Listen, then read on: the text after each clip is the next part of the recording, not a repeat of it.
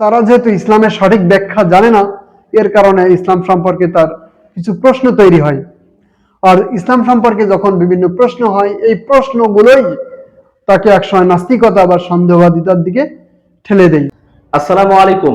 সম্মানিত দর্শক শ্রোতা, কেমন আছেন? আশা করি ভালো আছেন। আমাদের আলোর পথ প্রোগ্রামে আপনাদেরকে স্বাগতম এবং ধন্যবাদ জানাচ্ছি। আজকে আমাদের সাথে উপস্থিত আছেন জনাব মাওলানা আসাদুল্লাহ গালিব সাহেব হুজুর।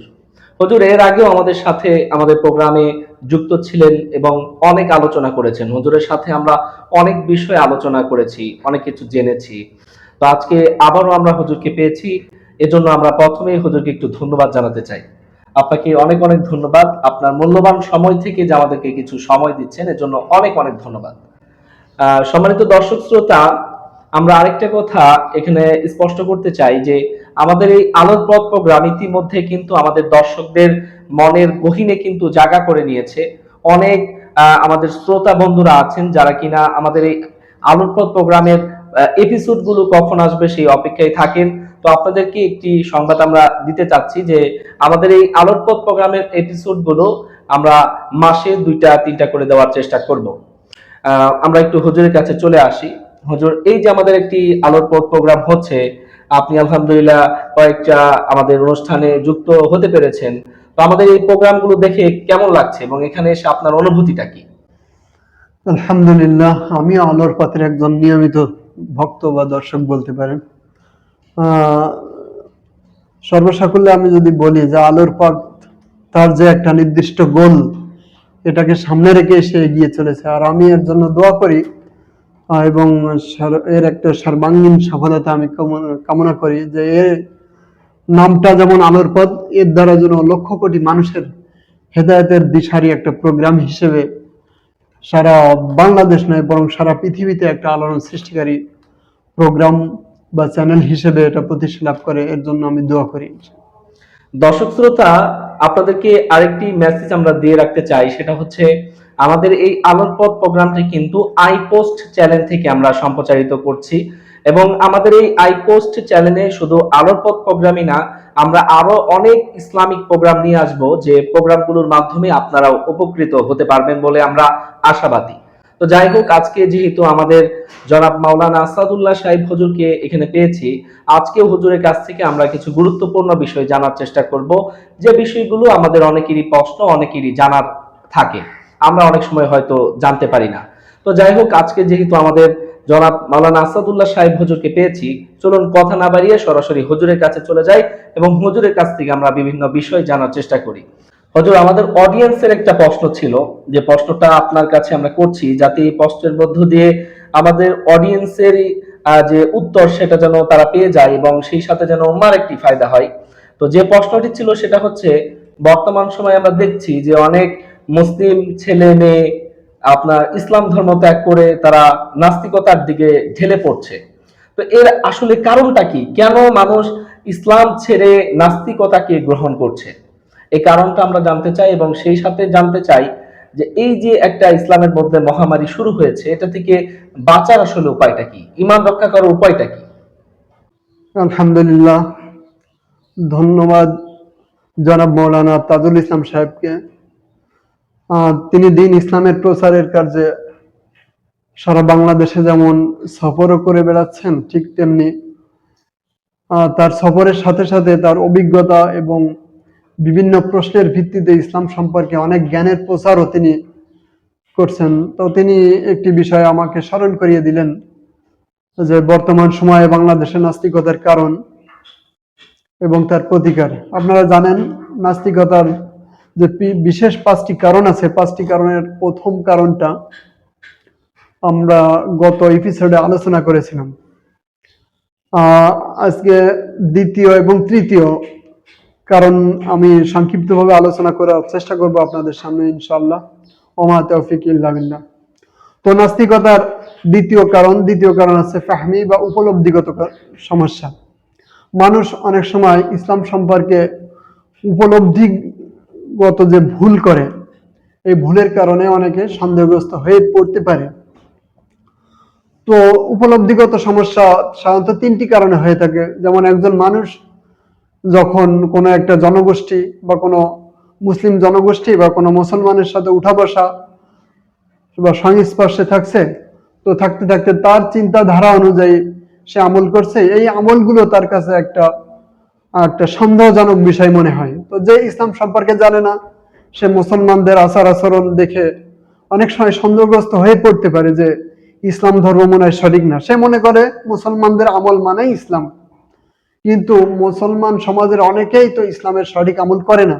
তো মুসলমানদের কাছ থেকে অনেক সময় মানুষ ভুল মেসেজের কারণে বিশেষ করে ইসলাম সম্পর্কে বা আল্লাহ সুবহানাহু ওয়া তাআলা সম্পর্কে অনেক সময় সন্দেহগ্রস্ত হয়ে পড়ে।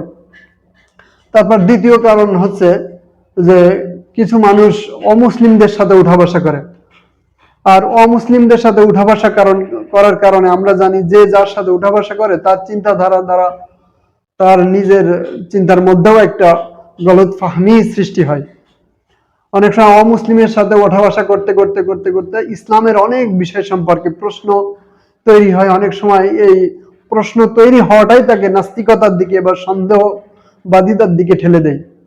তাছাড়া তৃতীয়, অনেক সময় এটা হতে পারে সে নিজে নিজেই কোনো একটা ধারণা নিজের মধ্যে বদ্ধমূল করছে, ওই ধারণা অনুযায়ী তার মধ্যে প্রশ্ন তৈরি হয়, তো প্রশ্নের সঠিক উত্তর পায় না, তো উত্তর না পাওয়ার কারণে সে ইসলাম সম্পর্কে সন্দেহগ্রস্ত হয়ে পড়ে। তো দেখা যাচ্ছে উপলব্ধিগত সমস্যার যে তিনটা কারণ, এর একটাও ইসলামের সমস্যা না, মূলত তার সমস্যা তার পারিপার্শ্বিকতা বা তার নিজের মন মানসিকতার সমস্যা। তো এ সমস্ত মানুষকে তার যে ভুল ধারণা আছে, দায়ীদের কি করতে হবে, এই ভুল ধারণাকে অত্যন্ত বিনয়ের সাথে তার সামনে তুলে ধরতে হবে এবং এই ধারণাগুলোর বিকল্প যে উত্তরগুলো, যে সঠিক ইসলামকে তার সামনে প্রকাশ করতে হবে, তাহলে ইনশাল্লাহ তার মধ্যে সন্দেহবাদিতা দূর হবে। তৃতীয় যে কারণ নাস্তিকতার, সেটা হচ্ছে ইলমি বা জ্ঞানগত সমস্যা। তো জ্ঞানগত সমস্যার কারণে অনেক সময় ইসলামের সম্পর্কে মানুষের প্রশ্ন তৈরি হয়, আর এই প্রশ্নের সঠিক জবাব না পাওয়ার কারণে ইসলাম সম্পর্কে অনেকে সন্দেহগ্রস্ত হয়ে পড়ে, আর অনেক সময় এই ইসলাম সম্পর্কে সন্দেহগ্রস্ত হয়ে পড়াটাই তাকে নাস্তিকতার দিকে ঠেলে দেয়। তো এক্ষেত্রে দুইটা সমস্যা হতে পারে। এক, সে শুরু থেকেই ইসলাম সম্পর্কে জানে না, তো যখন নতুন করে ইসলাম সম্পর্কে জানতে চাই, তখন ইসলামের অনেক বিষয় তার জেহেনের সাথে একটু ইনকাউন্টার লাগে, অর্থাৎ সে যে ধারণা করে সেই ধারণার পুরোপুরি কন্ট্রাডিকশনে যখন কোনো একটা চিন্তা চলে আসে, সেটা মানতে চায় না। আমরা জানি আরবিতে একটা প্রবাদ আছে, আল ইনসানু আদু বিমা ইয়াজহালু। তাছাড়া আরেকটা প্রবাদেও বলা হয়েছে যে মান জাহিলা শাইয়ান আবা, অর্থাৎ যে যে বিষয়টা সম্পর্কে মূর্খ থাকে, অজ্ঞ থাকে, সে অনেক সময় ওই বিষয়টা অস্বীকার করে ফেলে। তাছাড়া পবিত্র কোরআনেও বলা হয়েছে বাল কাযযাবু বিমা ইহিতু বি ইলমি, বরং তারা ওই সমস্ত বিষয়কে অস্বীকার করে যে সমস্ত বিষয়ের ইলম তাদের নাই।